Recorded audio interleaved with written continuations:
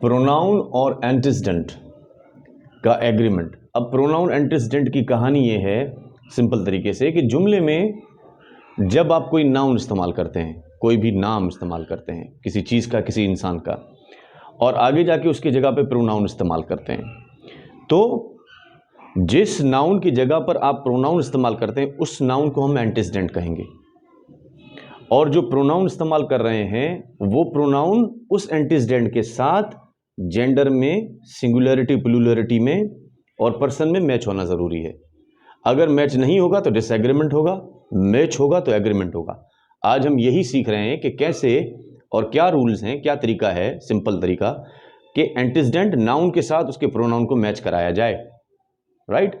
तो पहले ज़्यादा क्लियरिफिकेशन के लिए एग्जाम्पल देखें। एग्जाम्पल है Aryan is intelligent, he will secure A grade. अब जो ये ही है ये किसको रिप्रेजेंट कर रहा है? जाहिर सी बात है ये ही रिप्रेजेंट कर रहा है आर्यन को। सवाल ये पैदा होता है कि हमने यहां पर शी क्यों नहीं इस्तेमाल किया, यहां पर दे क्यों नहीं इस्तेमाल किया?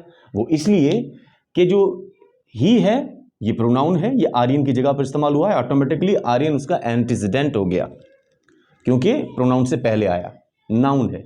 तो क्योंकि आर्यन लड़का है, मस्कुलिन है तो मस्कुलिन प्रोनाउन, क्योंकि आर्यन सिंगुलर है तो सिंगुलर प्रोनाउन, क्योंकि थर्ड पर्सन को रिप्रेजेंट कर रहा है तो थर्ड पर्सन वाला प्रोनाउन। तो यही प्रोनाउन एंटीसीडेंट का एग्रीमेंट का मकसद होता है।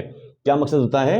A pronoun must match it's antecedent. Pronoun को अपने एंटीसीडेंट के साथ जरूर मैच होना होता है इन नंबर में कि सिंगुलर है, प्लूरल है, जेंडर एंड पर्सन। मजीद एग्जांपल्स के जरिए समझते हैं। देखिए पहले से ही मैंने इसको कर लिया। अब ये वुमन है ना, हार्डली कंट्रोल हर इमोशंस। अब आप इस जुमले में कंफ्यूज हो रहे होंगे क्योंकि वुमन है, खातून है, तो जो प्रोनाउन है वो फेमिनाइन होना चाहिए, हर होना चाहिए, बिल्कुल सही, लेकिन इसके ऊपर देयर क्यों लिखा हुआ है? हमने ये देखना है कि जो एंटीसीडेंट है जिसकी जगह पर प्रोनाउन इस्तेमाल हो रहा है वो जेंडर तो देखना है, लेकिन जेंडर से पहले ये देखना है कि वो सिंगुलर है या प्लूरल है। तो यहां पर जो वुमन है ई वाला, इसका मतलब होता है एक से ज्यादा खातून, ए वाला एक खातून। तो अगर ये एक से ज्यादा खातून की बात कर रहा है तो फिर हर नहीं आएगा, फिर दियर आएगा। Woman hardly control their emotions. औरतें बड़ी मुश्किल से अपने जज्बात पर कंट्रोल करती हैं। अब यहां पर वुमन हार्डली कंट्रोल्स हर इमोशंस, यहां पर कहानी बिल्कुल फिट बैठती है क्योंकि ए वाला वुमन है, खातून है, एक है, तो हमने जो प्रोनाउन इस्तेमाल किया है वो बिल्कुल एंटीसीडेंट के साथ मैच हो रहा है। कैसे कि जो एंटीसीडेंट है खातून है, फेमिनाइन है, तो प्रोनाउन हमने फेमिनाइन इस्तेमाल किया, सिंगुलर है तो हमने सिंगुलर इस्तेमाल किया, और थर्ड पर्सन है तो थर्ड पर्सन वाला प्रोनाउन इस्तेमाल किया। आगे देखें, the old house has dash oven courtyard. पुराने घर को अपना क्या कहते हैं, बरामदा होता है, कोर्टयार्ड होता है, आगे जो घर के आगे जो जगह छोड़ी हुई होती है खेलने के लिए, घूमने के लिए, बैठने के लिए, उसको कोर्टयार्ड कहते हैं। तो the old house has dash own courtyard, तो हमें अभी यहां पर क्या इस्तेमाल करना चाहिए? Her own courtyard, has own courtyard या इट्स ओन कोर्टयार्ड? जाहिर सी बात है कि जो घर है वो ना तो फेमिनाइन है, औरत है, मुजक्कर है, मोनिस है, ना मुजक्कर है ना मोनिस है, ना फेमिनाइन है ना मस्कुलिन है, ना औरत को रिप्रेजेंट कर रहा है ना मर्द को रिप्रेजेंट कर रहा है। तो हाउस जो है इटसेल्फ वो न्यूट्रल है, तो उसके लिए न्यूट्रल प्रोनाउन इस्तेमाल होगा। तो ओल्ड हाउस हैज, बेहतर होगा कि हम उसकी जगह पर इस्तेमाल करें इट्स। अगर इसकी जगह पर हर और हिज इस्तेमाल करते तो कहानी गलत हो जाती। अभी सेम जुमला है, the old houses have dash oven courtyard. अब हमने ये देखना है कि सेम बेजान चीज इस्तेमाल हो रही है जिसके लिए हम इट्स का इस्तेमाल करते हैं, लेकिन यहां पर दोबारा बेजान चीज इस्तेमाल हो रही है। तो क्या यहां पर दोबारा इट्स आना चाहिए? अगर हम इट्स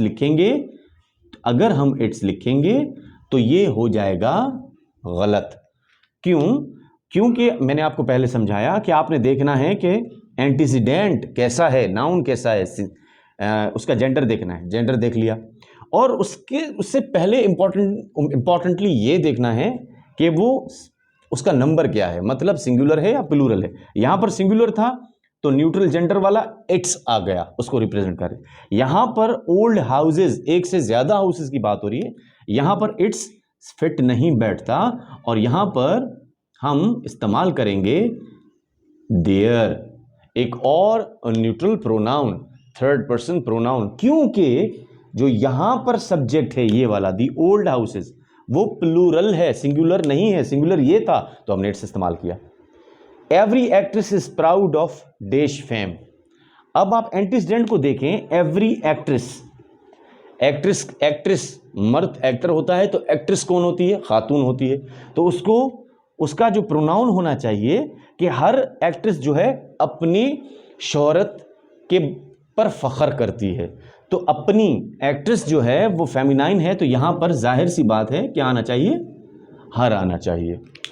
अब यहां पर प्रोनाउन, अगर शुरू में प्रोनाउन है, याद रखें कभी कभार क्या है कि जुमला प्रोनाउन से शुरू हो गया, नाउन से शुरू नहीं हुआ, तो जो प्रोनाउन है, जैसे प्रोनाउन होगा तो उसका अगला प्रोनाउन भी, अगला केस भी उससे मैच करना चाहिए। जो प्रोनाउन सब्जेक्टिव केस है तो उसका जो अगला केस होगा, पॉजिटिव केस होगा या ऑब्जेक्टिव केस होगा, वो अपने सब्जेक्टिव केस के साथ मैच होना चाहिए। कोई किसको कह रहा है कि आपको अपनी ड्यूटी करनी चाहिए, तो यू शुड डू, अगर हम कहेंगे हिज ड्यूटी ऑनेस्टली, आपको अपनी ड्यूटी जो है ईमानदारी से करनी चाहिए, तो ये गलत हो जाएगा, क्योंकि हम ही की तो बात ही नहीं कर रहे, हम यू की बात कर रहे हैं। तो यू का जो केस होगा पॉजिटिव केस, वो हिज नहीं होगा, वो होगा योर ड्यूटी। अब आते हैं कंपाउंड सब्जेक्ट की तरफ। कभी कभार एंटीसीडेंट एक नहीं होते, दो होते हैं, और वो जुड़े हुए होते हैं एंड के साथ, और के साथ, तो वो कंपाउंड एंटीसीडेंट कंपाउंड सब्जेक्ट्स बन जाते हैं।